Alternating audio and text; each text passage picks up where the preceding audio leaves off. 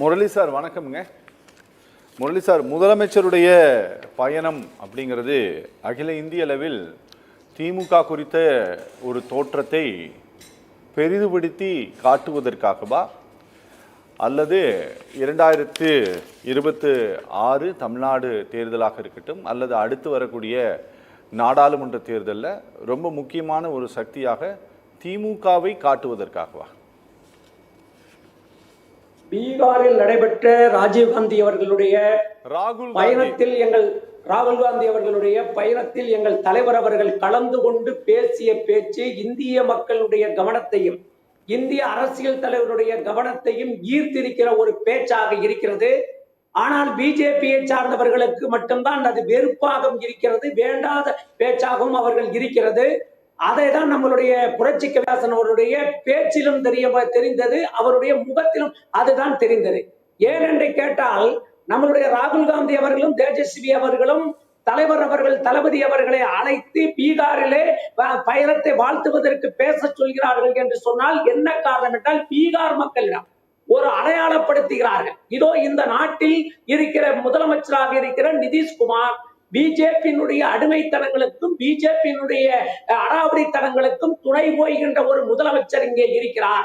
ஆனால் தமிழ்நாட்டில் இருந்து வந்திருக்கின்ற முத்துவேல் கருணாநிதி ஸ்டாலின் என்ற முதலமைச்சர் ஆண்டு கொண்டிருக்கிறார். இவர்தான் இந்தியாவிலேயே தமிழ்நாட்டை தொழில்துறையிலும் வேலை வாய்ப்பிலும் முதல் மாநிலமாக உருவாக்கிய முதலமைச்சர்.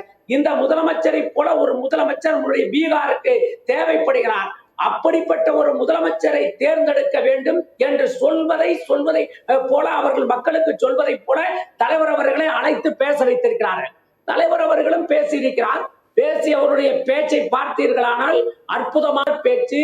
அண்ணன் துரைப்பாண்டியன் அவர்கள் சொன்னதை போல எங்களுக்கெல்லாம், என்னை பொறுத்தளவு, நான் எல்லா தலைவருடைய பேச்சையும் வாசிக்கக்கூடியவன்.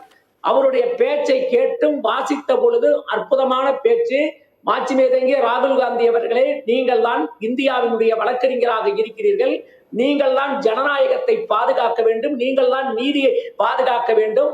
நீதியை பாதுகாக்கின்ற பொறுப்பு உங்களிடம் இருக்கிறது. அது மட்டுமல்ல, நீங்களும் தேஜஸ்வி அவர்களும் நட்போடு இருக்கிறீர்கள். இந்த நட்பு தான் இந்த ஜனநாயகத்தை பாதுகாக்கக்கூடிய ஒரு நட்பாக இருக்கிறது என்று எங்கள் தலைவர் சொல்லிவிட்டு சொல்லியிருக்கிறார். பீகார் மக்களுடைய பெருமைகளை சொல்லியிருக்கிறார். ஜெயபிரகாஷ் நாராயணன் அவர்கள் ஒரு காலத்தில் ஜனநாயகத்தை பாதுகாப்பதற்கு இந்த மண்ணில் இருந்து தான் புறப்பட்டார்.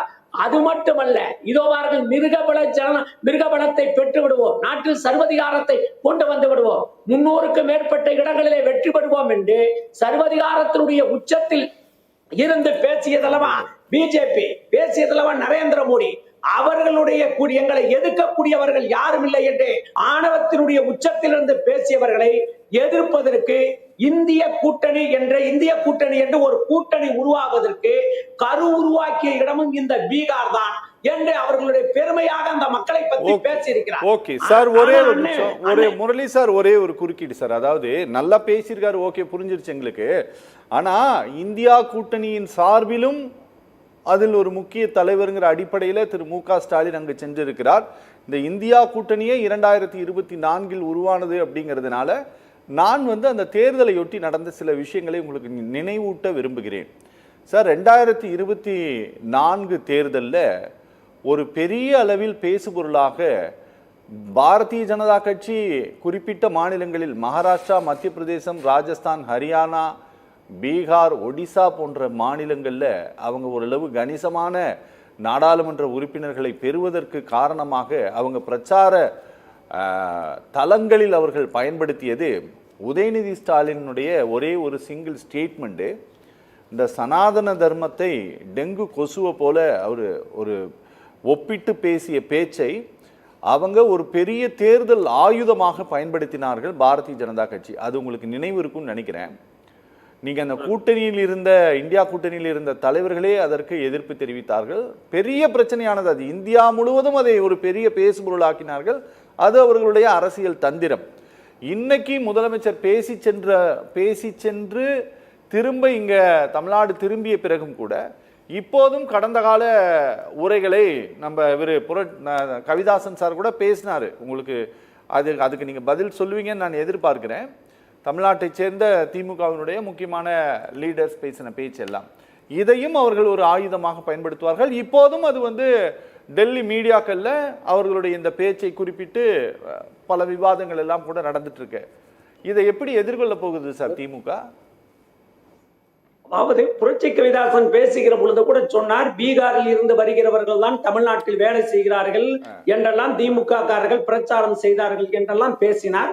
நாங்கள் என்ன சொல்கிறோம் என்றால், தமிழ்நாட்டில் எப்படி கல்வி அறிவு இருக்கிறதோ, தமிழ்நாட்டில் எப்படி வேலை வாய்ப்பு இருக்கிறதோ, தமிழ்நாட்டில் எப்படி தொழிற்சாலைகள் உருவாகி இருக்கிறதோ, அதே போல பீகாரிலும் கல்வியை கொடுங்கள், தொழில் வளத்தை கொடுங்கள், வேலை வாய்ப்பை கொடுங்கள். அப்படி நம்மளுடைய பீகார் மக்களுக்கு கூட வேலை வாய்ப்பை கொடுக்கக்கூடிய ஒரு மாநிலத்தினுடைய முதலமைச்சராக இருக்கிற முத்துவேல் கருணாநிதி ஸ்டாலின் தான் இவர் என்பதை ஞாபகப்படுத்துவதற்கு கூட ராகுல் காந்தி அவர்கள், எங்கள் தலைவர் அவர்களை அழைத்திருக்கலாம், எங்கள் தலைவர் அவர்கள் பேசியிருக்கலாம். நான் என்ன சொல்கிறேன், இவர்கள் பேசுவது என்ன சொல்கிறார்கள் என்றால், எப்படியாவது பீகாரில் இருக்கிற மக்களுக்கும் தமிழ்நாட்டில் இருக்கிற மக்களுக்கும் ஒரு பகை உணர்ச்சியை உருவாக்க வேண்டும் என்பது விதத்தில் தான் கவிதாசன் அவர்கள் பேசுகிறார். நான் கேட்கிறேன், கவிதாசன் அவர்களை பேசுகிறேன், வடநாட்டில் இருக்கிற தலைவன் நான் தமிழ்நாட்டில் செல்வாக்கு பெறுவதை நீங்கள் ஏற்றுக்கொள்கிறீர்களே, எங்கள் மோடி பெரிய தலைவர் என்று தமிழ்நாட்டில் இருக்கிற நீங்கள் பேசுகிறீர்களே, ஒரு தமிழ்நாட்டு தலைவன் தமிழ்நாட்டுடைய இடையை கடந்து உயர்ந்திருக்கிறான் என்றால் அது ஒரு தமிழனுக்கு கிடைத்த பெருமை அல்லவா? அதற்கு நீங்கள் புகழ வேண்டாமா? நீங்கள் மகிழ்ச்சி அடைய வேண்டாமா? மகிழ்ச்சி கூட அடைய வேண்டாம். வெறுப்பு பேச்சுகளை பேசாமல் இருக்க வேண்டாம் அல்லவா? நீங்கள் உடனே சொல்லுகிறீர்களே, நீங்கள் பீகார்காரர்களை அப்படி திட்டிவிட்ட பொழுது பீகாரில் போய் பேசுவது நியாயமா என்று கேட்கிறீர்களே, இது எந்த வகையில் நியாயம் என்று உங்களை கேட்கிறேன். அகில இந்திய தலைவர்கள் செல்வாக்கு பெறுவதை போல தமிழ்நாட்டில் இருக்கிற ஒரு தலைவர் செல்வாக்கு பெற்றிருக்கிறார். இந்திய டுடே என்று சொல்கிற பத்திரிகை இந்தியாவில் இருக்கிற 10 தலைவர்களில் உதவார்கள் முதன்மை தலைவராக, பிஜேபியை எதிர்க்கக்கூடிய எஃகு மனம் படைத்த தலைவராக முத்துவேல் கருணாநிதி ஸ்டாலின் விளங்கிக் கொண்டிருக்கிறார் என்று தளபதி அவர்களை பாராட்டுகிறார்கள். அந்த தலைவர் இப்போது பீகாரில் போய் அரசியல் விழிப்புணர்ச்சியை உருவாக்கிற விதத்திலே பேசுகிறார் என்று சொன்னால் உங்களுக்கு ஏன் கசக்கிறது? உங்களுக்கு ஏன் வருத்தமாக இருக்கிறது? உங்கள் கோட்டையை தகர்த்துவதற்கு எதியாரின் பேரன் முத்துவேல் கருணாநிதி ஸ்டாலின் அங்கே போனதை உங்களால் ஒத்துக்கொள்ள முடியவில்லை. ஓகே சார், ஓகே பேசலாம்.